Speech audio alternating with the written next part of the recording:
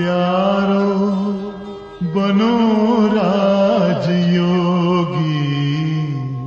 राजयोगी बनो राजयोगी।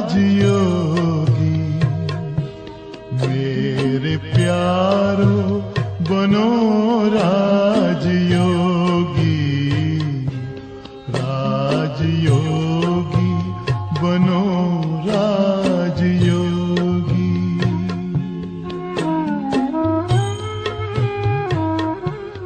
जिंदगी में परम शांति होगी। मेरे प्यारो बनो राजयोगी, राजयोगी बनो राजयोगी।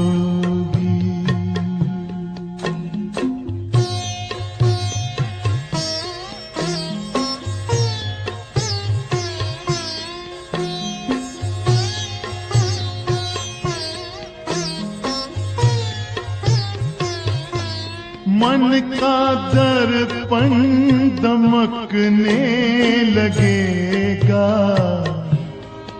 आत्मचिंतन चमकने लगेगा।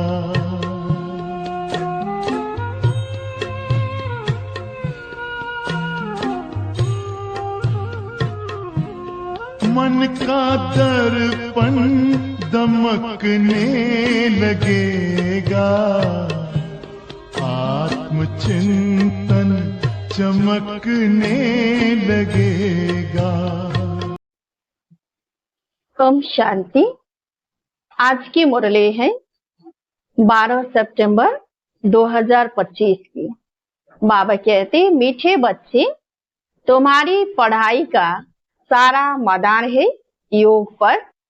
योग से ही आत्मा पवित्र बनती है, विकर्म विनाश होते हैं। प्रश्न, कई बच्चे बाप का बनकर फिर हाथ छोड़ देते हैं, कारण क्या होता है? उत्तर है, बाप को पूरी रीति न पहचानने के कारण, पूरा निश्चय बुद्धि न होने के कारण 8-10 वर्ष के बाद भी बाप को हरकती दे देते हैं, हाथ छोड़ देते हैं, पद भ्रष्ट हो जाता है। 2 नंबर, क्रिमिनल आई होने से माया की ग्रहचारी बैठ जाती है। अवस्था नीचे ऊपर होती रहती है तो भी पढ़ाई छूट जाती है। ओम शांति। रूहानी बच्चों प्रति रूहानी बाप समझा रहे हैं। अभी समझते हो कि हम सब रूहानी बेहद के बाप के बच्चे हैं। इनको बाप दादा कहा जाता है। जैसे तुम रूहानी बच्चे हो, वैसे यह ब्रह्मा भी रूहानी बच्चा है शिव बाबा का।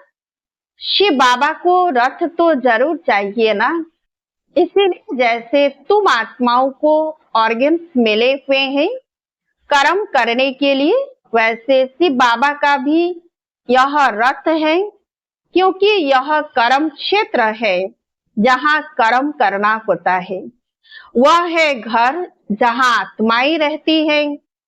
आत्मा ने जाना है कि हमारा घर शांति धाम है, वहाँ यह खेल नहीं होता, बत्तियां आदि कुछ नहीं होती, सिर्फ आत्माएं रहती है।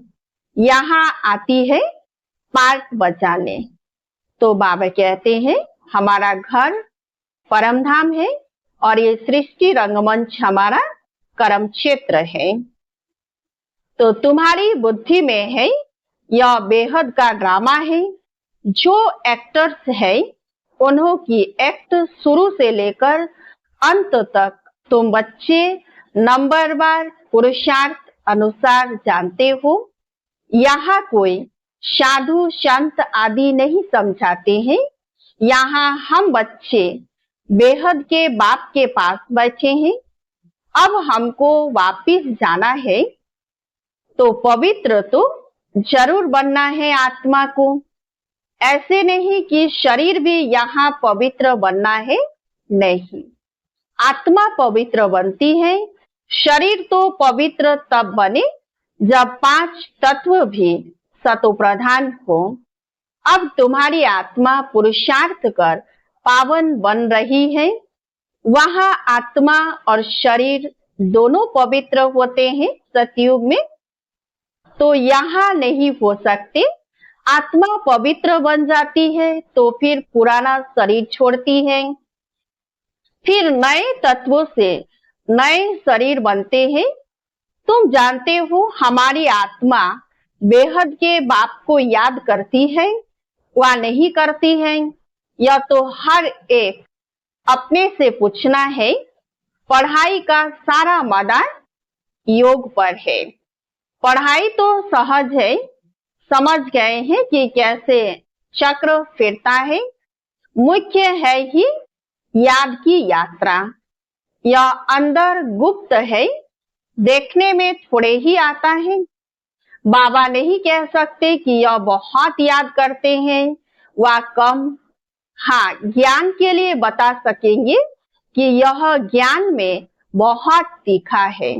याद का तो कुछ देखने में नहीं आता है, ज्ञान मुख से बोला जाता है। याद तो है अजपाजप। जप अक्षर भक्ति मार्ग का है।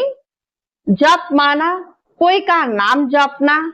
यहाँ तो आत्मा को अपने बाप को याद करना है। तुम जानते हो कि हम बाप को याद करते करते पवित्र बनते बनते मुक्ति धाम शांति धाम में जाकर पहुंचेंगे।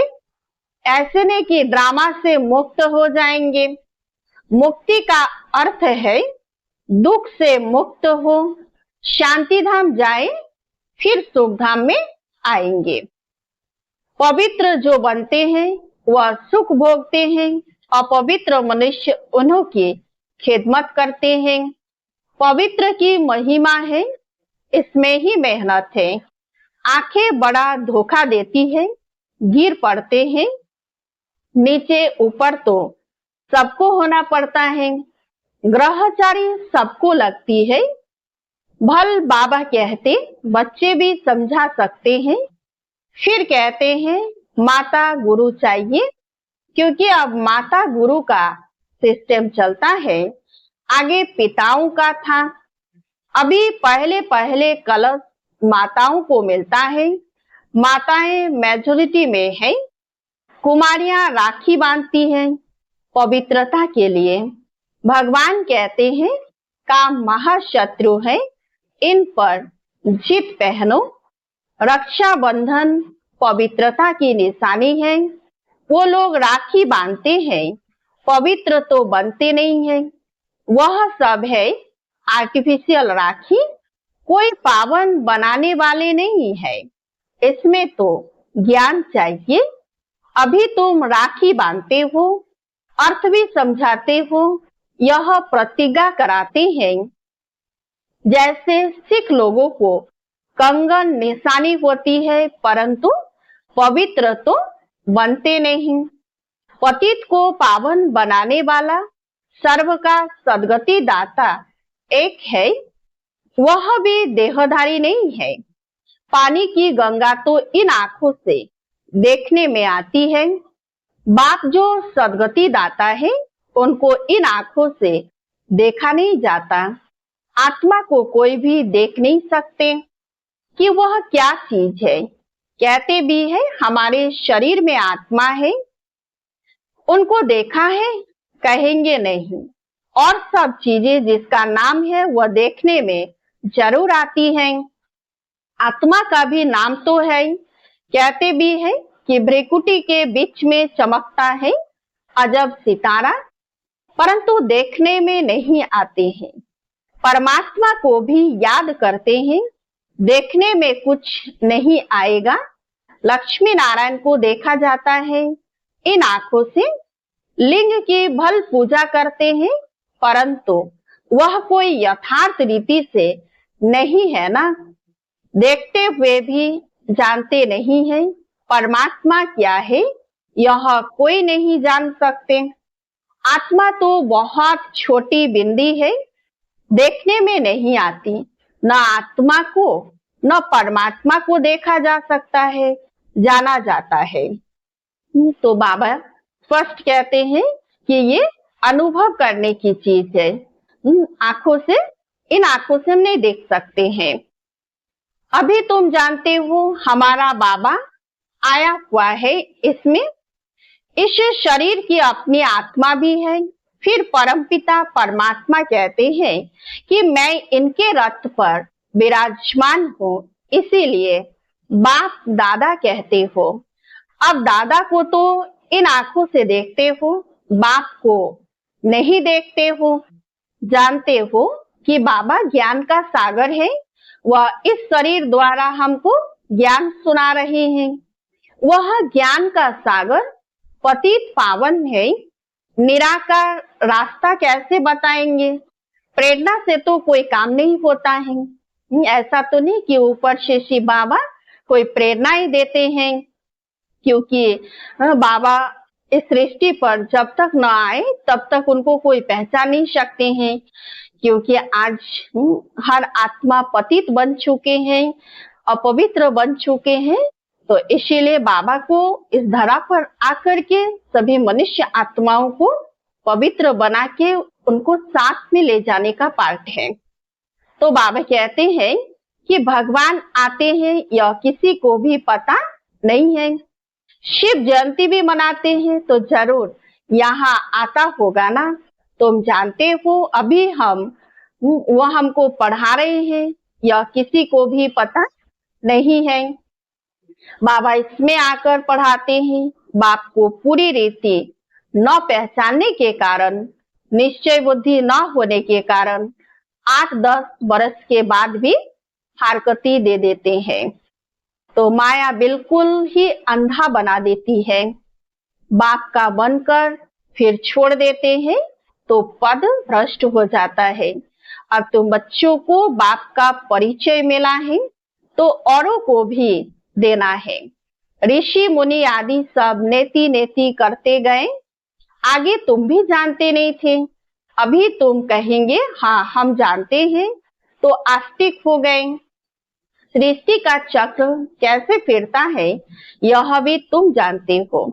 सारी दुनिया और तुम खुद इस पढ़ाई के पहले नास्तिक थे। तो बाबा क्या कहते हैं कि हम बच्चे भी पहले, जब बाबा को नहीं मिला था तो हम बच्चे भी पहले नास्तिक थे।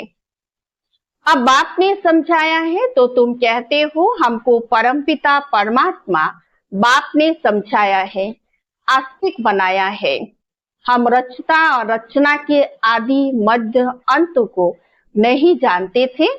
बाप है रचता, बाप ही संगम पर आकर नई दुनिया की स्थापना भी करते हैं और पुरानी दुनिया का विनाश भी करते हैं।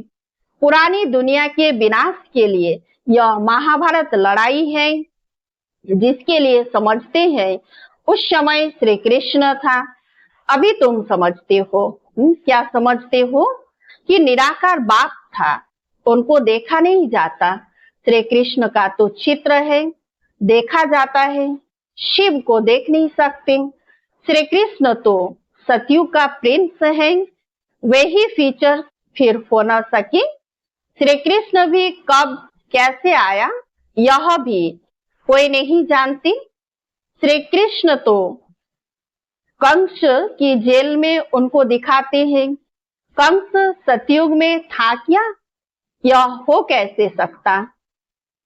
कंस असुर को कहा जाता है। तो श्री कृष्ण की दुनिया में कोई असुर तो होते नहीं, वो तो दैवी दुनिया, देवताओं की दुनिया है। और आज ये आसुरी दुनिया में, कोई कलयुगी दुनिया में कोई देवता नहीं है। तो इस समय सारी आसुरी संप्रदाय है ना, एक दो को मारते काटते रहते हैं। देवी दुनिया थी, यह भूल गए हैं। ईश्वरीय देवी दुनिया ईश्वर ने स्थापन की, यह भी तुम्हारी बुद्धि में है। नंबरवार पुरुषार्थ अनुसार अभी तुम हो ईश्वरीय परिवार, फिर वहां होंगे क्या होंगे, देवी परिवार। इस समय ईश्वर तुमको लायक बना रहे हैं। स्वर्ग का देवी देवता बनाने बाप पढ़ा रहे हैं। इस संगम युग को कोई भी नहीं जानते। कोई भी शास्त्रों में इस पुरुषोत्तम संगम युग की बात नहीं है। इनको तो कनिष्ठ तमो प्रधान कहेंगे। यह सब बातें सिवाय तुम ब्राह्मणों के और कोई नहीं समझ सकते। बाप कहते हैं यह है आसुरी भ्रष्टाचारी दुनिया। सतयुग में ऐसा कोई वातावरण नहीं होता। वह थी श्रेष्ठाचारी दुनिया। उन्हों के चित्र है। बरोबर यह श्रेष्ठाचारी दुनिया के मालिक थे। भारत के राजाएं होकर गए हैं जो पूजे जाते हैं। पूज्य पवित्र थे जो ही फिर पुजारी बने। पुजारी भक्ति मार्ग को, पूज्य ज्ञान मार्ग को कहा जाता है। पूज्य सो पुजारी, पुजारी फिर पूज्य कैसे बनते हैं यह भी तुम जानते हो। इस दुनिया में पूज्य एक भी हो न सके। पूज्य परमपिता परमात्मा और देवताओं को ही कहा जाता है। परमपिता परमात्मा है सबका पूज्य। शिव बाबा कभी पुजारी नहीं बनते, वो सदैव पूज्य हैं। सब धर्म वाले उनकी पूजा करते हैं। ऐसे बाप का जन्म यहाँ ही गाया जाता है। शिव जयंती है ना, परंतु मनुष्यों को कुछ पता नहीं कि उनका जन्म भारत में होता है। आजकल तो शिव जयंती की हॉलीडे भी नहीं मनाते। जयंती मनाओ न मनाओ तुम्हारी मर्जी। ऑफिशियल हॉलीडे नहीं है। जो शिव जयंती को नहीं मानते हैं वो तो अपने काम पर चले जाते हैं। बहुत धर्म है ना। सतयुग में ऐसे बातें होती नहीं। वहां यह वातावरण ही नहीं। सतयुग है ही नई दुनिया, एक धर्म। वहां यह पता नहीं पड़ता कि हमारे पीछे चंद्रवंशी राज्य होगा। यहाँ तुम सब जानते हो यह पास्ट हो गया है। सतयुग में तुम होंगे, वहां किस पास्ट को याद करेंगे। पास्ट तो हुआ कलयुग। उनकी हिस्ट्री ज्योग्राफी सुनने से क्या फायदा। यहाँ तुम जानते हो हम बाबा के पास बैठे हैं। बाबा टीचर भी है, सतगुरु भी है। बाप आए हैं सबकी सदगति करने। सभी आत्माओं को जरूर ले जाएंगे। मनुष्य तो देह अभिमान में आकर कहते हैं सब मिट्टी में मिल जाना है। यह नहीं समझते आत्माएं तो चली जाएंगी, बाकी यह शरीर मिट्टी के बने हुए हैं। यह पुराना शरीर खत्म हो जाता, हम आत्मा एक शरीर छोड़ दूसरा जाए लेती है। यह इस दुनिया में हमारा अंतिम जन्म है। सब पतित है, सदैव पावन तो कोई रह नहीं सकते। सतु प्रधान सतु रजु तमो होते ही है। वो लोग तो कह देते सब ईश्वर के ही रूप है। ईश्वर ने अपने अनेक रूप बनाए हैं खेल पाल करने के लिए। हिसाब किताब कुछ नहीं जानते, न खेल पाल करने वाले को जानते हैं। बाप ही बैठकर वर्ल्ड की हिस्ट्री ज्योग्राफी समझाते हैं। खेल में हर एक का पार्ट अलग अलग है, सबका पोजीशन अलग अलग है। जो जैसा पोजीशन वाला होता है उनकी महिमा होती है। यह सब बातें बाप संगम पर ही समझाते हैं। सतयुग में फिर सतयुग का पाठ चलेगा, वहां यह बातें नहीं होगी। यहाँ तुमको सृष्टि चक्र का ज्ञान बुद्धि में फिरता रहता है। तुम्हारा नाम ही है स्वदर्शन चक्रधारी। लक्ष्मी नारायण को थोड़े ही स्वदर्शन चक्र दिया जाता है। यह है ही यहाँ की मूल वतन में सिर्फ आत्माएं रहती हैं। सूक्ष्म वतन में कुछ नहीं। मनुष्य जानवर पशु पंछी आदि सब यहाँ होते हैं। सतयुग में मोर आदि दिखाते हैं। ऐसे नहीं कि वहां मोर के पंख निकाल पहनते हैं, मोर को थोड़े ही दुख देंगे। ऐसे भी नहीं मोर का गिरा हुआ पंख ताज में लगाएंगे? नहीं, ताज में भी झूठी निशानी दे दी है। वहां सब खूबसूरत चीजें होती हैं, गंदी कोई चीज का नाम निशान नहीं। तो ऐसी कोई चीज नहीं होती जिसको देखकर घृणा आए। यहाँ तो घृणा आती है ना, वहां जानवरों को भी दुख नहीं होता है। सतयुग कितना फर्स्ट क्लास होगा। नाम ही है स्वर्ग, हेवन, नई दुनिया। यहाँ तो पुरानी दुनिया में देखो, बरसात के कारण मकान गिरते रहते हैं, मनुष्य मर जाते हैं, अर्थक्वेक होगी, सब दबकर मर जाएंगे। सतयुग में बहुत थोड़े होंगे, फिर बाद में वृद्धि को पाते रहेंगे। पहले सूर्यवंशी होंगे, जब दुनिया 25% पुरानी होगी तो पीछे चंद्रवंशी होंगे। सतयुग 1250 वर्ष है, वह है 100% नई दुनिया। इसीलिए बाबा कहते हैं कि त्रेता को भी स्वर्ग नहीं कहेंगे, क्योंकि 2 कला कम हो जाती है, तो त्रेता को सेमी स्वर्ग कहा जाता है, जहां देवी देवता राज्य करते हैं। तुम्हारे में भी बहुत इन बातों को भूल जाते हैं। राजधानी तो स्थापन होनी ही है, हार्टफेल नहीं होना है। पुरुषार्थ की बात है। बाप सभी बच्चों से एक समान तदबीर यानी पुरुषार्थ कराते हैं। तुम अपने लिए विश्व पर स्वर्ग की बादशाही स्थापन करते हो। अपने को देखना है, हम क्या बनेंगे। अच्छा, मीठे मीठे सिकिलधे बच्चों प्रति माता पिता बाप दादा का याद प्यार और गुड मॉर्निंग। रूहानी बाप की रूहानी बच्चों को नमस्ते। हम सब रूहानी बच्चों की रूहानी बाप दादा को याद प्यार और गुड मॉर्निंग। नमस्ते नमस्ते नमस्ते। धारणा के लिए मुख्य सार। 1 नंबर, इस पुरुषोत्तम युग में स्वर्ग के देवी देवता बनने की पढ़ाई पढ़कर स्वयं को लायक बनाना है। पुरुषार्थ में हार्टफेल यानी दिल शिकस्त नहीं होना है। 2 नंबर, इस बेहद के खेल में हर एक्टर का पार्ट और पोजीशन अलग अलग है।